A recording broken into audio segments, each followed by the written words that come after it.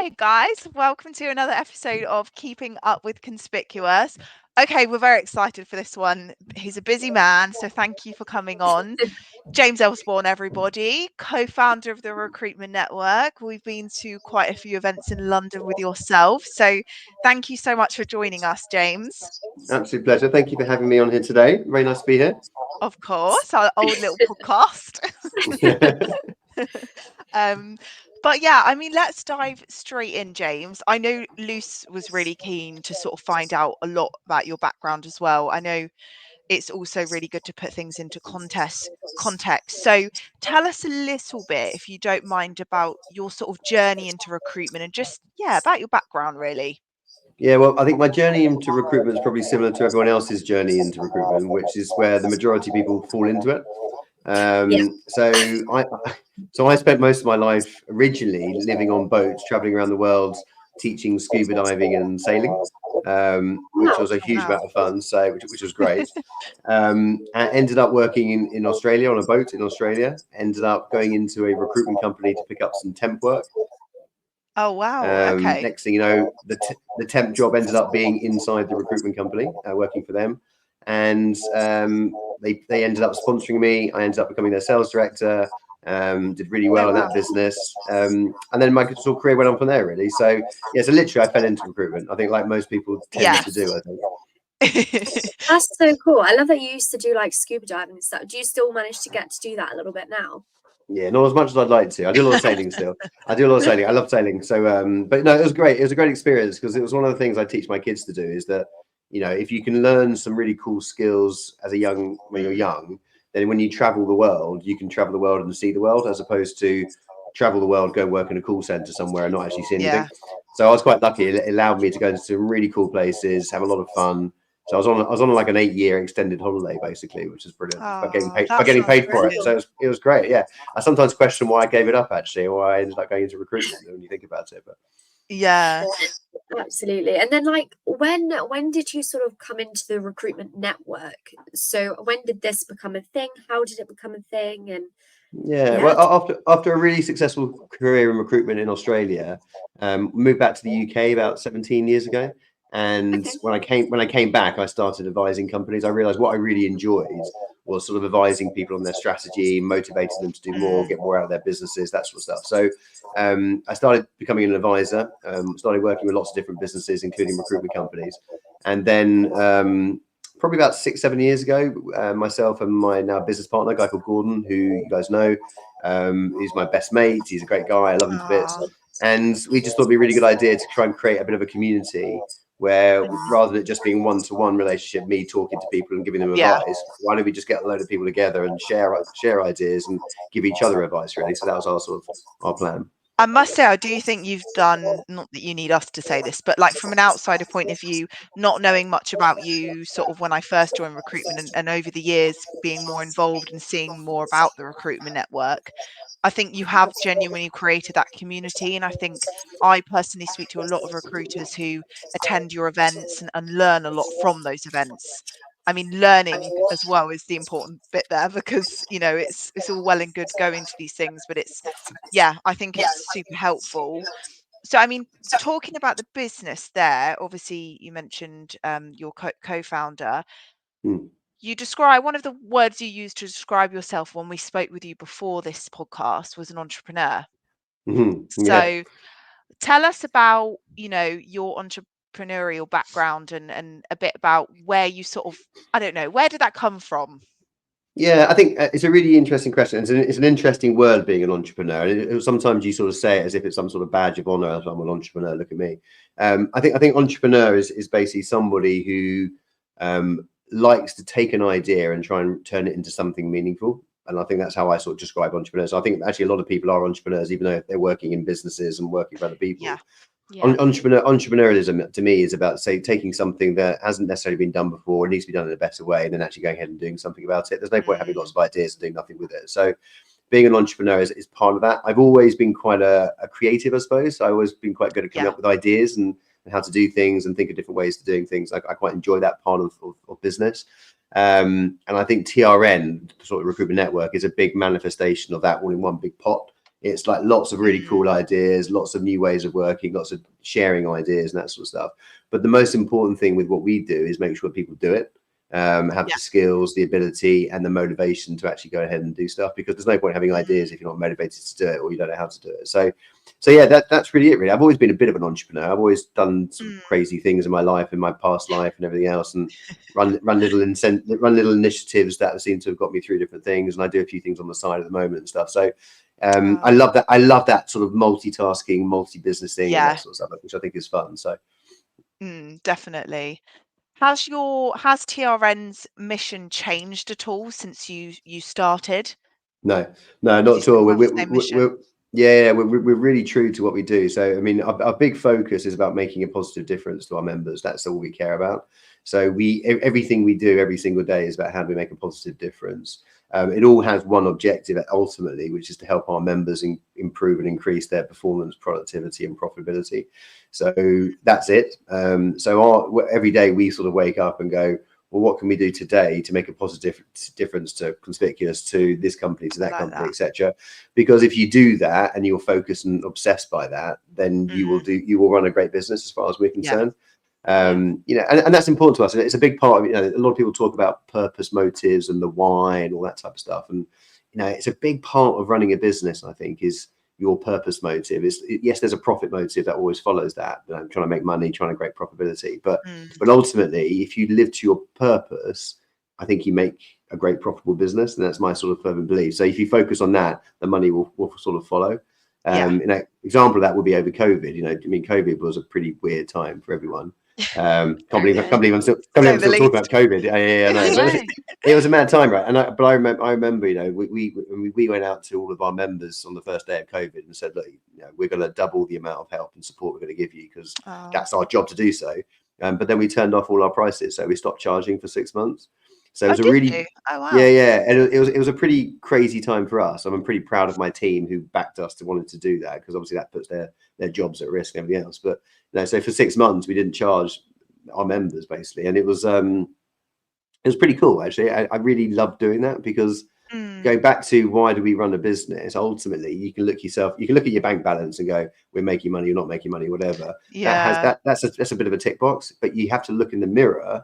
And that's when you really determine whether you're successful or not. How do you look when you look at yourself in the mirror and go, actually, am I actually really making a difference here? Am I doing what I said to? Am I living by my values? And that moment in time for us was a really good chance for us to actually say, actually, do you know what? We really do believe in our values and our purpose, and we're proving it. So that was important to us as a business, I think. Absolutely. And what do you think the direction of the TRN is going to go in? What, you know, where do you reckon in the future it will lead? Just global domination. That's it. So very simple. Full stop. Full stop. No, I mean, a big part of what we're trying to do is bring the recruitment industry closer together. So that's both on the agency side and also on the customer side as well. Because I think a lot of there's still a lot of I suppose antagonistic relationship between customer and agency. You know, I was just thinking that. We're sort of fighting each other for margins and, you know, all that type of stuff. And it's very much a supply relationship. I just think that's completely wrong. I think the really smart organizations, the really smart recruitment companies who are working in proper partnership with their customers, trying to solve some of the bigger issues together, are the ones that seem to be winning and doing a hell of a lot better on both sides. So a big part of, to answer your question, Lucy, a big part of what we want to do is continue that. How do we bring the industry closer together? Customers, candidates, recruitment agencies, UK, internationally, everywhere. And just let's talk about and help each other solve the challenges that we're all facing, such as talent shortages, for example. I mean, it's just like, you know, driving a recruitment agency down by 5% margin is not going to solve the problem that there's a talent shortage in your industry. I mean, that doesn't help that. So let's figure out ways we can do that, I think. Absolutely. And how would you describe the market at the moment? Obviously, you've seen it go through many different phases over the years, I'm sure. I'm not that old, but yet. Luce. Sorry. But how are you currently finding it? Because obviously last year I would say was a little bit tough, but I feel like we're coming out of it now. Yeah, I mean, you know me well enough. I'm I'm an over optimist and opportunist, so I don't really get hung up on the negativity. I'm a realist as well. I read the papers as much as anyone else does, and I see balance sheets as much as anybody else does. But ultimately, every market is cyclical. It goes up and it goes down. It changes. It's different. The recruitment market will be completely different again next year, and the year after, and the year after. You just go with it. We were talking about riding the wave earlier before we came on this call. You've got to wave, as I like to call it, not roller coaster. I don't know why. That's cool. It's good. But ultimately, you've got to learn to be able to ride the wave in any condition. I think when people spend a lot of time getting hung up on how bad it is or where it's going wrong, then you just waste time. There is always an opportunity somewhere. You just need to go and find that opportunity, and that's always been our belief system. So in answer to your question, it's a slightly tougher market. It was a slightly tougher market in 2023. We know that. We saw that through the figures.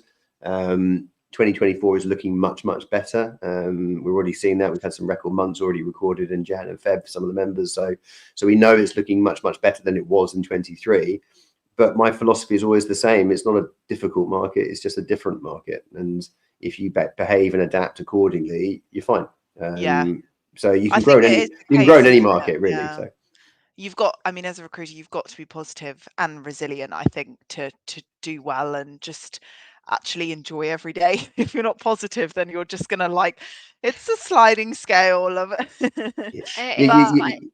Yeah, as a recruiter, you think you spend more time getting knockbacks than you get push forwards, and that's the reality, because you're dealing with so many different people. You're trying to help so many people get to jobs. What we do as recruiters is transformational, right? We make a bloody big difference to a hell of a lot of people, and I think people sometimes forget that. Agree. But the reality is, you can do whatever you can to try and help someone get a job, and ultimately they're going to give you a no. They don't want to take the job, so you spend a lot of time getting no's and things. So resilience is a massive skill set or trait in any great recruiter. And the reality is, it is a roller coaster, it is a wave, or whatever you want to call it, but it's up and downy all the time. The ones who get hung up on the downs are the ones who just never seem to do particularly well. The ones who just brush it off and keep moving forward is all the ones who always win. So and I think you touched upon it earlier with one of the key words you said, and I would say for me this is probably just as important, if not for me a little bit more important, than resilience, because you always hear everyone say recruiters need to be resilient. But I think that adaptability is such a key factor as well, because if you can't adapt to your market, you're just going to get stuck. And we were going to ask the question about challenges in recruitment, but realistically, it shouldn't be challenges. It should just be new things where you learn new things to overcome. If that makes sense, you need to adapt to it. Yeah, you're absolutely right. You've got to be careful when you have these conversations, because sometimes people go, "Oh, this is all just classic motivational fluff, right? I'm just trying to get the world excited about stuff," even though it's a diabolical place. But the reality is, the one thing we can be absolutely certain about is that there's always going to be uncertainty. That's just a fact. So I look at life in a very simple perspective. You've got one life, you've got one opportunity, so you must just go for it. Because if you don't, the next thing you know, you missed the boat. That just seems a bit stupid to me. So for me, I think adaptability is huge.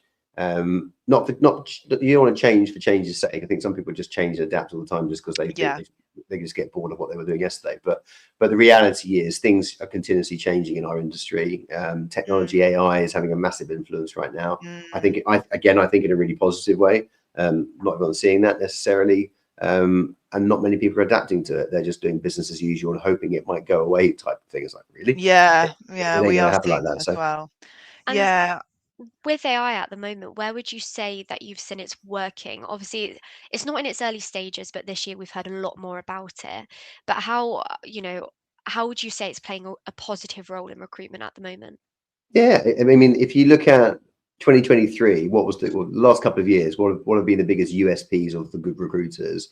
It's been fundamentally the ones who have been out and about seeing customers and spending more time in front of customers. That's a fact. It's no more complicated than that. And that's probably the same argument we could have had 25, 30, 40 years ago. So what does AI and technology do? It frees up recruiters' time to spend more time out and about in front of customers. That's it. Where it's going wrong is where recruiters are being lazy and using it to replace doing their day job. So they basically just say, well, I'll just get it to do all that for me, and I don't need to bother seeing anyone anymore. I can just scrap it, and that's just like, you're missing the whole point here. So, AI. I mean, it's been around for decades, but the thing with AI, because it's mainstream now and everyone's talking about it, it's more acceptable. And it's a different version of AI now, obviously with how it's generated. But ultimately, it allows you to do fundamentally two things: increase your capacity to allow you to do other stuff. What you do with that other stuff is the sort of the fundamental point.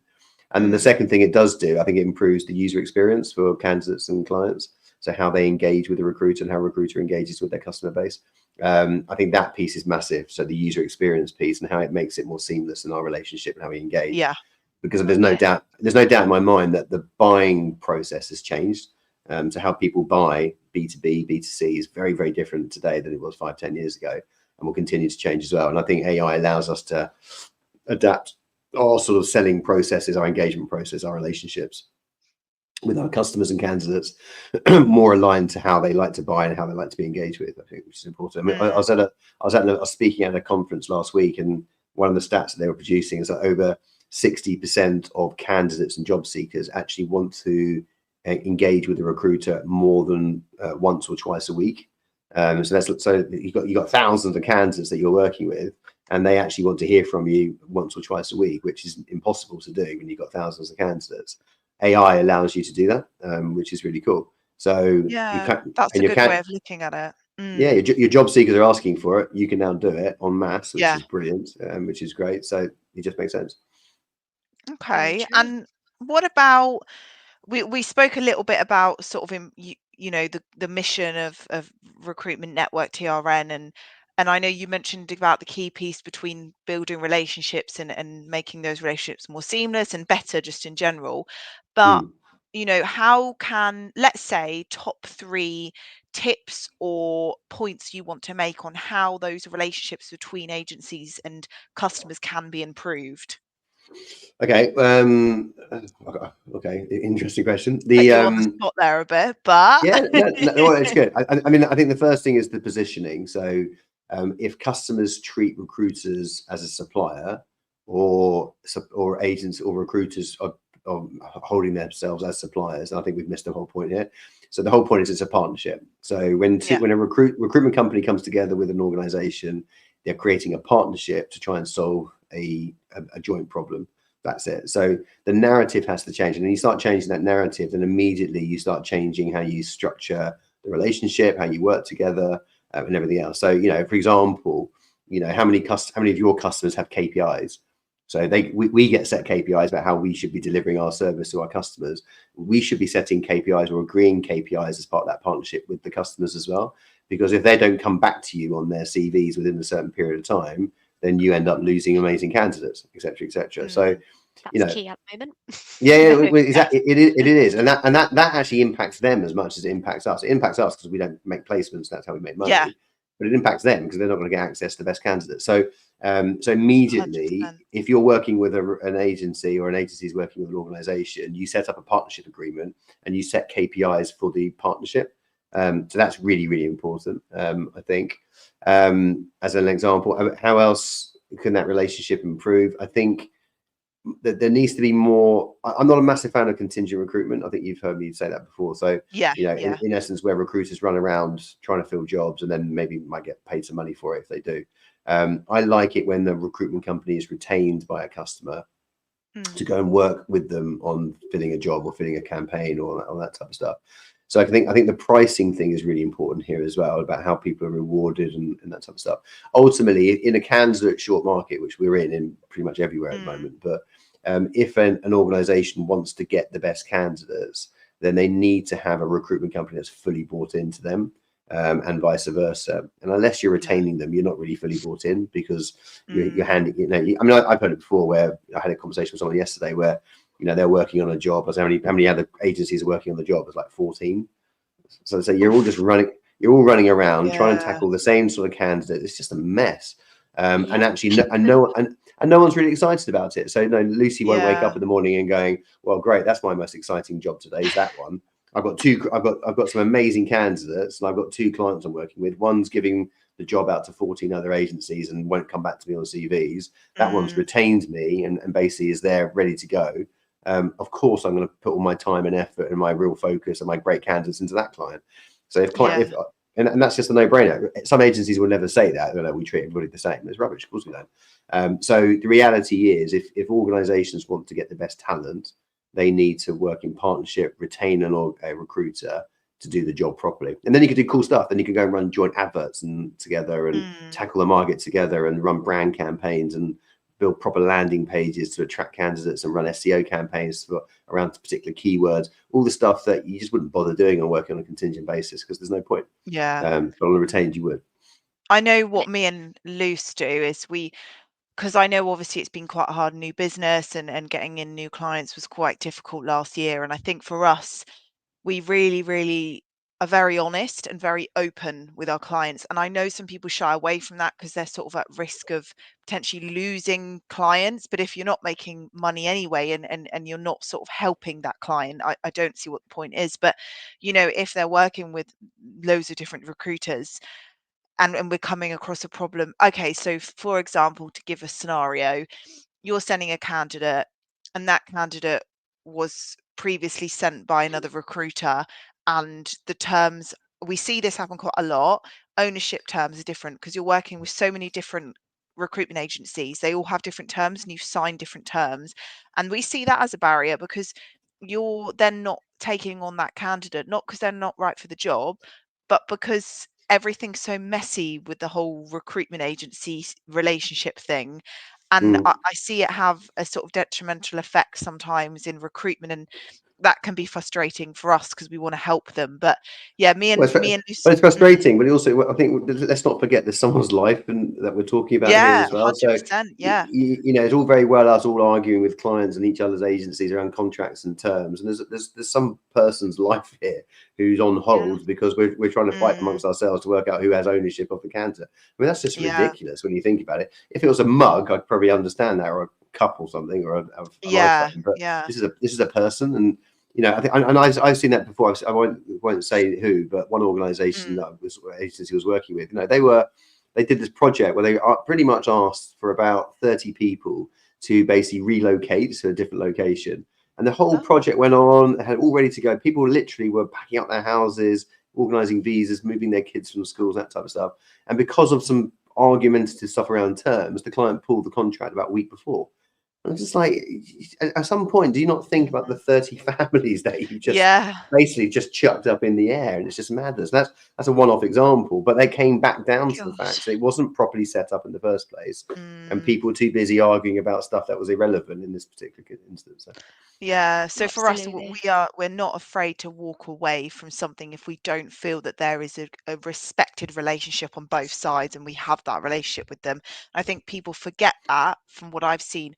Don't be afraid to say no. Don't be afraid to be honest and tell them why it's not working, why the role. I just think we need to see more of like speak up and be nice, but be honest. I don't know if that's just me, but well, it is that key part of it's a partnership. Like both of you are in it just as much as each other, client and us as recruiters. They have their way of working, which they always lay down. Every client will, but recruiters shouldn't shy away by saying this is how we work too. So let's come to a mutual agreement. I say to every new client that I bring on board, we need to establish that you can give feedback within 24 to 48-hour time frame. If you can't, that goes against the process that we've agreed, because otherwise, you've got their best interest at heart. It's not as though you're being bossy, but it's just being and you're able to dealing with manage that people's partnership. lives as well. So yeah, it's important. Yeah, definitely. And what about in terms of, we've seen a little bit about talent shortages. People have been mentioning it here and there over the last sort of 12 months or so. What's your take on sort of talent shortage at the moment? How can we sort of overcome this, etc.? Well, it's not really our job, sir. There's a massive issue everywhere. It hasn't been the last 12 months. It's been on for years, basically. And you're seeing it more and more with how the change in the demographics and the sort of aging population, and how the sort of skill sets that people are learning at school and what they're wanting to jobs they want to move into. It's very, very different now. So the reality is the problem's not going to go away anytime soon. It's going to get worse and worse for a period of time. AI will impact it in a positive way. More jobs are going to be created because of AI than taken away. But certainly some of those areas of the market where there is a dire need for talent and it's not going to be fixed anytime soon, people will find alternative ways to do it. In other words, use technology to try and replace that. So that's that we're going to see more and more of that happening. There is talent out there. You need to be able to partner with a great recruiter or have a good strategy to go and find that talent. That's reality. But it's everyone's sort of fighting in the same pond basically, which is making it harder and harder and harder. So that's the reality of it. But it's a massive issue. It's a massive issue, and I can't see the schools or the universities or the colleges changing anything particularly anytime soon. That's going to have a sudden influx of these talent that we've been looking for the last 5-10 years. It's just not going to happen. I don't think so. We try and raise as much awareness as just me and our little Luce can do in terms of like women in dynamics and diversity in tech, and we hope those topics will sort of play a little bit of a part, if they can, in sort of encouraging more women to get involved, which maybe will sort of help. I know sort of we did a podcast about that before, but yeah, it's a difficult one, isn't it? I do agree. Well, it is, but you're absolutely right, because there are plenty of diverse groups that aren't being tapped into anywhere near enough, and women, people with disabilities and that type of stuff. I mean, these are hugely groups full of amazing talent that for different reasons get overlooked or don't get any opportunity as much as other, and that's just madness. It just doesn't even make sense to even think like that sort of thing. So I'd like to see a world where there's a lot more disabled people working in most of the jobs that we're doing that don't require them to do anything other than be sitting down anywhere at a desk. So there's some amazing people out there who just don't even get a chance to be seen like that. It just doesn't make sense to me, which is crazy, especially in the tech world. I mean, it's just like, it's a no-brainer, but from that point of view. I think it all loops back around though, doesn't it, to that whole being adaptable again, being innovative, to be able to tap into those passive candidates, because everyone has to do it now. Everyone's got to be able to get into the passive talent because of the talent shortage. Yeah, but being creative. It is about being creative, but also it's also doing it for the right reason. A lot of people do this because it's a tick box. It's just, let's be honest about it. It's a lot of companies are basically saying, I need to have more of a diverse workforce and this sort of stuff. They don't mean it. They're doing it because it's a good tick box, or it helps them win a tender, or it's the right thing to say. But it's, fundamentally, it's just ridiculous that we're even having these conversations half the time, I find. Talking about diversity, it shouldn't be a question. It shouldn't be an issue. It should be a directive. And for many companies it still isn't, which I find mad. Yeah, I like it when some of the companies we work with, they don't aim to do it. It happens naturally. For example, when they're being founded, when they take on a couple of people, those people will actively engage, and they're given the freedom to engage in conversations about women and dynamics, whether that be on LinkedIn or by attending events and speaking. So I think, and then it happens naturally where the company get more involved, and it's a safe space, and that just, then they grow their talent to be open for everyone and be inclusive in general, which I like, because it's a natural process. Yeah, definitely. No, I think the whole diversity thing is, I've got a lot of thoughts about it, but ultimately, if we're creating an environment, a whole new episode on this. Well, it is, it's sort of, it is such a fundamentally important thing that we just need to get right. And ultimately, if you're creating an environment where it's safe and comfortable for anyone of any background, whatever they're doing, to be able to apply for this job in exactly the same merit as anybody else, then the best person wins the job. That's how it should work. But if the playing field is not the same for everyone, then you're never going to get the best people getting the jobs, and that means people are going to be going to miss out. So, which is sad, and doesn't solve our problem with talent shortages. So there we go. Yeah. Well, I know I'm quite cautious about time, because I do know that you are a busy man. But if we were to sort of wrap up, because we've had a very good conversation touching on many different points, is there any sort of key points you want to finish on before we wrap up? No, not really. I mean, these podcasts are always fascinating, right? And these interviews, because there's so many things you can talk about. We've all got such different backgrounds and different experiences, and I think we can all learn from each other in some way, good, bad, and where it went wrong, where it went right, and that type of stuff. Ultimately, I come from a background where, and things have happened in my life over the years where it's taught me that life is life. It is what it is. Just get on, have fun with it, and make the most of what you've got, because that's all we can do. And I think if you continuously do that, you probably enjoy going to work a hell of a lot more, and you can probably make quite a big difference. And actually, if you do make quite a bit of a difference, you probably make money out of it as well. That whole thing around, I'm a big fan of the Ikigai sort of process, and If you get that piece right, it's wonderful. It's absolutely brilliant. So I have tough days like everybody else has tough days, but you'll never see me without a smile on my face or being optimistic about what tomorrow is going to be, because that's my only choice as far as I'm concerned, and I'm going to stick to that until I can't speak anymore. So there we go. That What is a a good way of brilliant looking note at to it. I like finish on. that. Yeah, absolutely. I know there's a couple of questions coming in. One was about when's the AI recruiter bots coming?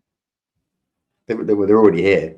They're already here. They're already here. So now we've been doing some really cool stuff around AI recently, actually, with some of the members around building these different bots and that sort of stuff. They won't replace recruiters. They will replace parts of some of the recruitment job, but they won't replace recruiters. So don't wait for them to come and take your job. Wait for that. Go and build some now and get them to help you become a better recruiter, and fervently believe that. Absolutely. Well, James, I think it's been an absolute pleasure having you on. I mean, I've been to a couple of your events now. I think I actually went to one of your events within like my first week of recruitment, and I sat You there like, did, what yeah. the hell is going on? I haven't got a clue what any of this is. And then the second one made a lot more sense. But Good. I don't think it will be the last time you see us conspicuous lot at your events. We think it's really great what you do.